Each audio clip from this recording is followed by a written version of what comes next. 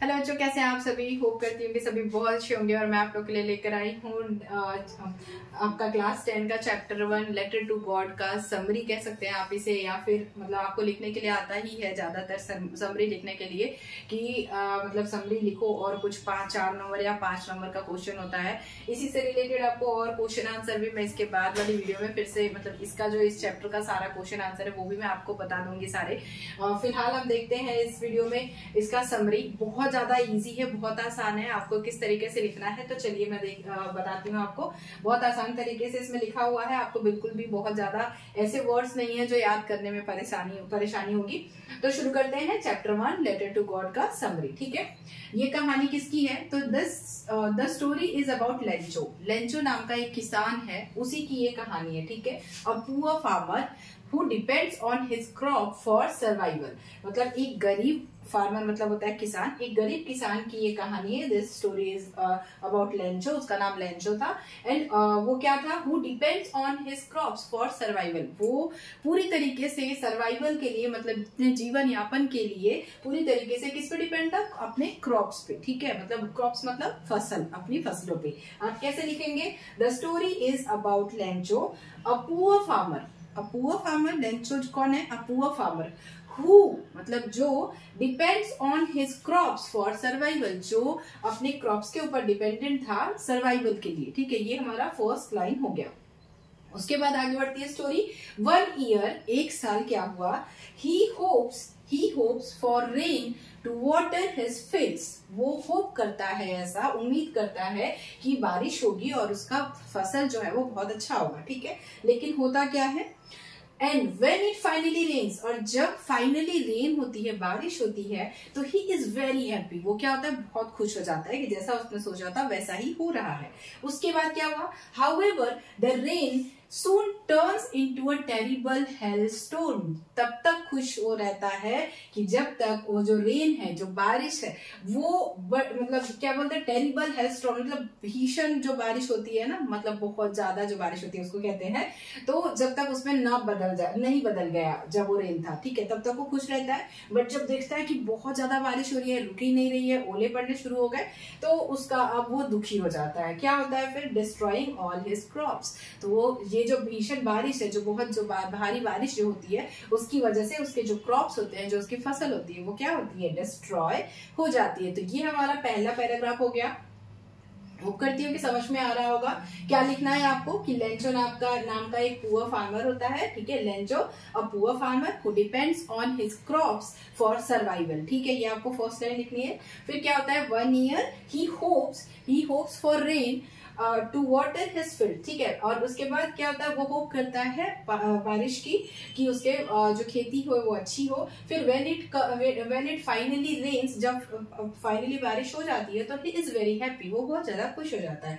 However the rain soon turns मतलब बदल जाता है इनटू अ टेरिबल हेलस्टॉर्म, मतलब बहुत ज्यादा भीषण बारिश में जब तक ना बदल गया तब तक उसकी खुशी रहती है, उसके बाद खराब हो जाती है, तो वो दुखी हो जाता है। डिस्ट्रॉइंग ऑल हिज क्रॉप्स, जो भीषण बारिश होती है वो उसके क्रॉप्स को, फसलों को पूरी तरीके से खराब कर देता है। ये आपका फर्स्ट वो हो गया। इसमें से भी क्वेश्चन बनते हैं, आपको आगे समझ में आएगा, अपनी बुक्स में देखिएगा। Lencho is heart broken, Lencho जो होता है उसका दिल जो है वो टूट जाता है। And worried about how his family will survive, वो इस बात मतलब डर जाता है, वो उसको बहुत ज्यादा चिंता होती है कि उसकी फैमिली कैसे सर्वाइव करेगी। भाई जीवन यापन का एक ही जरिया क्या था उसका, उसके क्रॉप्स थे, अब वो खराब हो गए, अब उसको ये था कि वो कैसे जीवन यापन करेगा। ठीक है, since he has strong faith in God, लेकिन तभी भी उसे भगवान के ऊपर बहुत ज्यादा भरोसा था। फिर क्या होता है, he writes a letter asking God, वो क्या करता है, भगवान को, गॉड को एक लेटर लिखता है, asking God for 100 pesos to help him through this difficult time. वो क्या मांगता है भगवान से, गॉड से 100 पैसेस मांगता है मतलब अपने इस डिफिकल्ट टाइम के लिए। ठीक है, तो he sends the letter to the post office, और वो क्या करता है, उस लेटर को पोस्ट ऑफिस में जाके सेंड कर देता है, भेज देता है।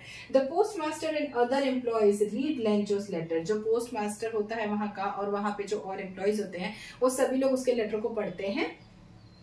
And feel touched by his faith, और उसके विश्वास को देखकर उनका जो दिल होता है भर आता है, या कह लो कि वो भावुक हो जाते हैं। फिर they decide to help him by collecting money, वो डिसाइड करते हैं कि हम मनी कलेक्ट करके उसकी हेल्प करेंगे, ठीक है, ताकि जो उसका भगवान के ऊपर भरोसा है वो बना रहे।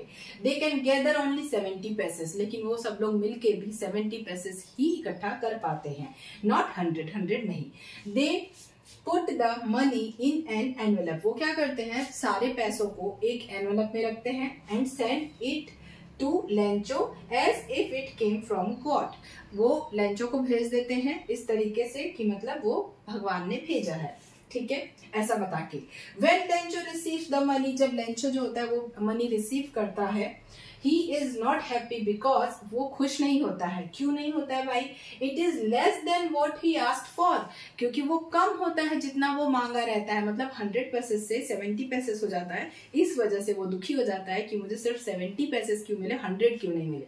फिर क्या होता है, वो सोचता है, फिर he thinks, वो सोचता है that the post office employees, जो पोस्ट ऑफिस के एम्प्लॉयज हैं, must have stolen some of it, कि वो मतलब जरूर जो पोस्ट ऑफिस के एम्प्लॉयज हैं उन्होंने कुछ पैसे इसमें से चुरा लिए होंगे, ठीक है। सो ही राइट्स अनदर लेटर, तो वो क्या करता है, वो फिर से एक लेटर लिखता है टू गॉड को, ठीक है, asking for the rest of the money, बाकी के पैसे मांगने के लिए, बट ऑल्सो रिक्वेस्टिंग, और वो क्या करता है, रिक्वेस्ट भी करता है कि not to send it through the post office, क्योंकि वो जो पैसे हैं वो पोस्ट ऑफिस के थ्रू ना भेजे, because he doesn't trust them, क्योंकि वो उन्हें ट्रस्ट नहीं करता पोस्ट ऑफिस वालों को, ठीक है।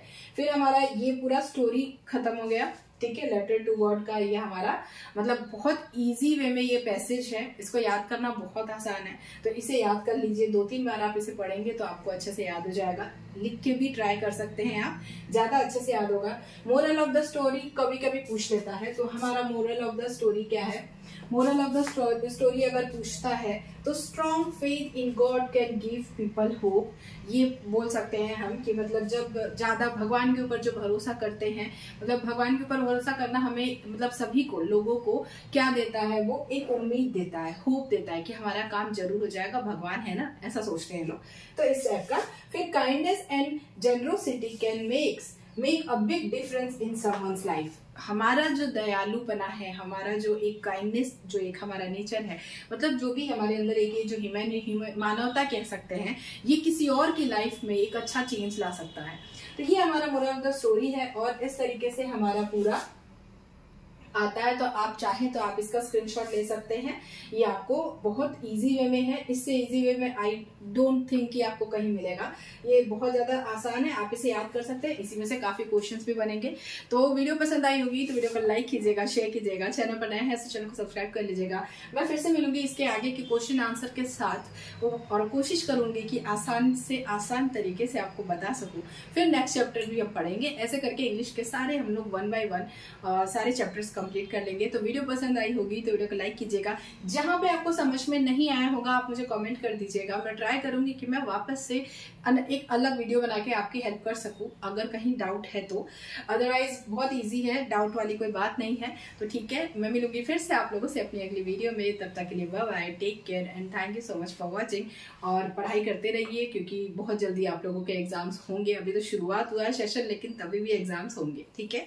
Thank you so much for watching, bye bye.